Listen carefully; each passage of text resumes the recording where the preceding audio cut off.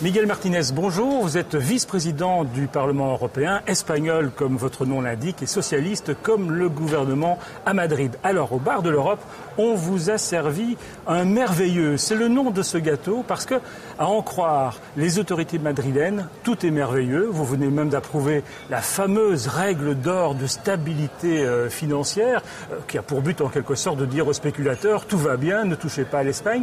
Vous n'êtes pas un petit peu optimiste ? Ben, je crois qu'il est difficile d'être très optimiste à l'heure qu'il est, en Espagne d'ailleurs et ailleurs. Que ce soit en Europe ou que ce soit dans d'autres pays.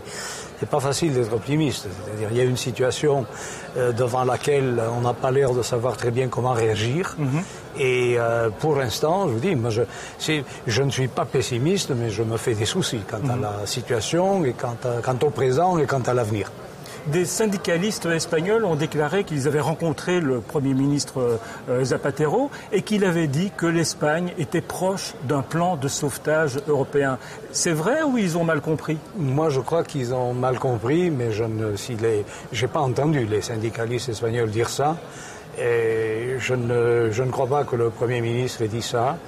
Et je ne crois pas que l'Espagne soit près d'un plan de sauvetage. Et je pense que la situation, comme je vous dis, en Espagne et ailleurs, vous savez, l'Italie, je ne sais pas si vous avez suivi ce qui s'est passé hier, mais ce matin, on se réveille. Bon, l'Italie, les agences de rating, tout à coup, décident que l'Italie est moins valable aujourd'hui qu'hier. C'est-à-dire, il y a quand même, on est dans un climat d'incertitude qui ne peut qu'angoisser à la limite, qu'angoisser les gens et, quant à moi, angoisser aussi ceux qui sont élus par les gens justement pour résoudre leurs problèmes et leurs angoisses. Alors, c'est dans votre pays qu'est né le fameux mouvement des indignés, ces jeunes qui disent on en a marre, on n'en peut plus, on étouffe sous le chômage ou au mieux sous le travail en noir. Vous leur dites quoi à ces indignés ? Mais, écoutez, moi je leur dis qu'en effet, il y a des raisons pour être indigné, parce que il y a des raisons pour être déconcerté, pour commencer. L'économie de mon pays ou de n'importe quel autre pays, l'économie est la même jeudi et mercredi. Et alors jeudi, on me dit la bourse monte de 3 points et vendredi, on me dit la bourse descend de 10 points. Bon, cela ne peut avoir qu'un mot, c'est la spéculation. Or, nous ne sommes pas capables justement de contrôler cette spéculation. Et là, quand les gens sont indignés et me disent, mais écoutez, comment ça se fait que ceci, il faut leur dire, écoutez, c'est vrai, il y a raison de s'indigner, il y a seulement raison de s'indigner, ça ne veut pas dire, il y a raison aussi de chercher à résoudre les problèmes. Mais vous n'avez pas peur de ces jeunes qui critiquent le système politique, aussi bien la droite que la gauche ? D'ailleurs, votre parti, il va perdre les élections, non ? Ben écoutez, moi je ne suis jamais allé de ma vie dans des élections en pensant que mon parti va nécessairement perdre. Moi j'espère franchement que mon parti peut gagner les élections. Ceci dit, c'est pas ce que les sondages nous disent à l'heure qu'il est, mais il manque quand même 2 mois. Et en 2 mois, on peut renverser une vapeur qui, pour l'instant, n'est pas très favorable à nos intérêts, à nos points de vue. Alors, je vous interromps parce que vous voyez des petits parasites qui apparaissent ici. Derrière ces parasites, quelqu'un qui va vous poser une question sur un autre dossier qui vous intéresse, le multilinguisme. On regarde. Bonjour, Monsieur le Vice-président. Je me présente pour les téléspectateurs. Je suis Olga Cosmidou, directeur général de l'interprétation et des conférences au Parlement européen.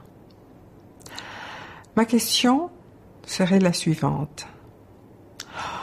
Nous, linguistes, on dit très souvent que pour savoir quelle est vraiment notre langue maternelle, il faut savoir en quelle langue on rêve, en quelle langue on compte, en quelle langue on jure, quelle langue on utilise pour nos moments les plus privés. Sans vouloir être indiscrète, en quelle langue rêvez-vous? En quelle langue comptez-vous? En quelle langue jurez-vous?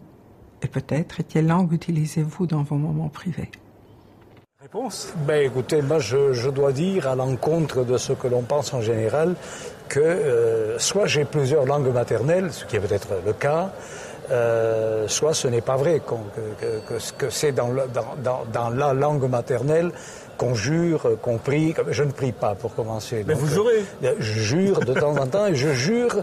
Vous savez, il y a des jurons selon la circonstance. Je suis pas particulièrement bien élevé dans mon vocabulaire, en particulier quand je parle avec mes gens, parce que la population en Espagne en général, elle jure beaucoup. Et vous jurez dans plusieurs langues.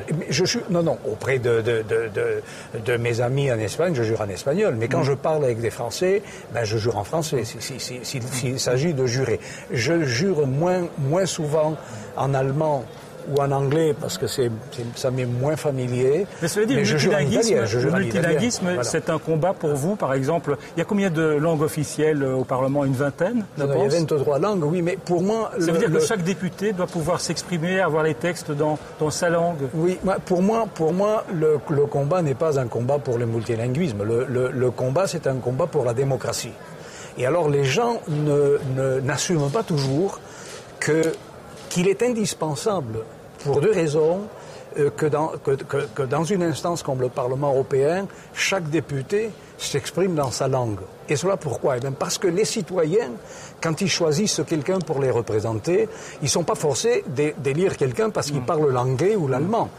Ce qu'ils élisent, c'est quelqu'un en qui ils ont confiance, dans ce sens qu'il va résoudre leurs problèmes. Et il y a une deuxième raison. Si nous voulons vraiment une structure démocratique, c'est-à-dire où les citoyens pourront suivre tous les débats qui se passent au Parlement européen, c'est-à-dire mes électeurs pourront suivre ce que je dis et les réponses que les autres collègues me donnent. Et il faut que pour cela, ça se passe en espagnol, sinon c'est perdu. Question d'un internaute, Benjamin Lockwood de Bruxelles. Les dépenses liées au multilinguisme, c'est 1/3 du budget du Parlement européen. Tout ça pour traduire des textes dans des langues improbables comme le gaélique. Ne me dites quand même pas qu'un député irlandais ne comprend pas l'anglais. Ce monsieur manque d'informations, visiblement. J'espère, je veux croire. Vous savez, il faut dire à ce monsieur combien coûte le multilinguisme, pas au Parlement européen, au Parlement, à la Commission, à la Cour des comptes, à la Cour tout court, c'est-à-dire au Conseil. Tout le multilinguisme coûte exactement le prix d'un café bon marché par an et par citoyen ou citoyenne européenne. Alors vous me direz, mais c'est rien. Je vous dis un café bon marché, parce que ça coûte tout ce qui est de fournir à chaque citoyen tout document de l'Union européenne en sa langue maternelle. Cela revient à 1 euro par citoyen par an. Et je ne sais pas si on achète facilement à Bruxelles un café pour 1 euro. Moi, je ne le trouve pas pour 1 euro. Je paye 2 euros, 1,30 €, 1,50 €. Ça dépend où que je prends mon café. Merci Miguel Martinez d'être venu au Bar de l'Europe et on peut attaquer ce merveilleux. On va attaquer le merveilleux, oui.